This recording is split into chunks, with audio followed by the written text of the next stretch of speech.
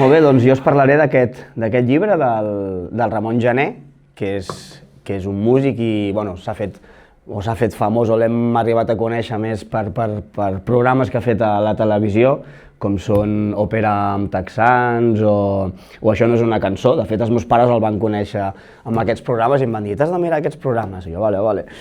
Llavors, és la primera novel·la del Ramon Gené, es diu Història d'un piano, i aquest llibre parla, com diu el nom que porta per títol, de la història d'un piano, de totes les vivències que ha tingut aquest piano i els propietaris d'aquest piano. És un piano que representa que el compren el 1915,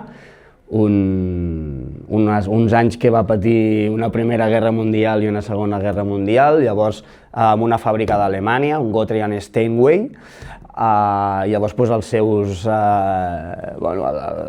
els propietaris del piano li donen un valor molt sentimental a aquest piano, perquè tota la història no vull fer tampoc spoiler, però aquest piano viatja d'Anglaterra cap a Alemanya, els propietaris estan involucrats en aquestes guerres i acaben patint una miqueta tot això. Llavors representa que el Ramon Gené, o parla en primera persona en el llibre, va comprar aquest piano i descobreix una miqueta, arrel de descobrir una cosa, es posa a investigar tot el que ha patit o per on ha anat aquest piano i el que ha viscut.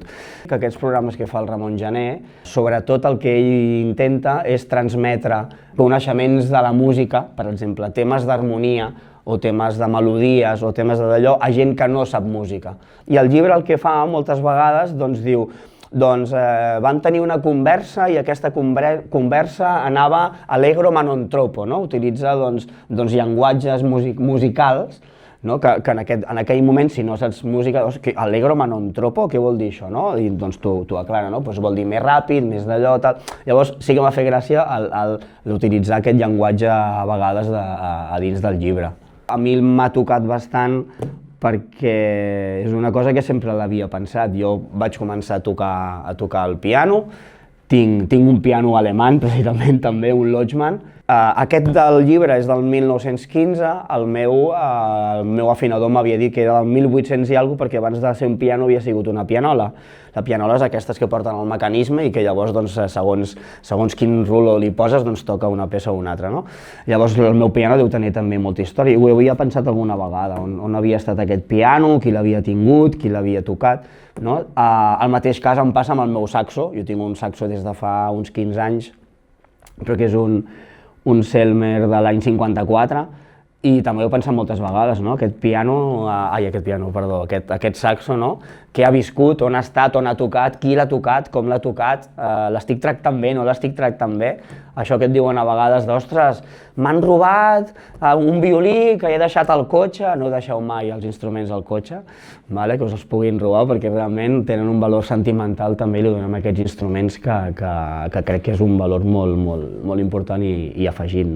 Pensar realment en aquests instruments que nosaltres hi passem moltes hores i tenim moments d'alegria i tenim moments de passar una mica no tan bé, de quina vida han tingut i quina vida li donem. Vaig al bosc a buscar, ves que he vist el ves que busco al bosc, i vaig al bosc a buscar, ves que he vist el ves que busco al bosc.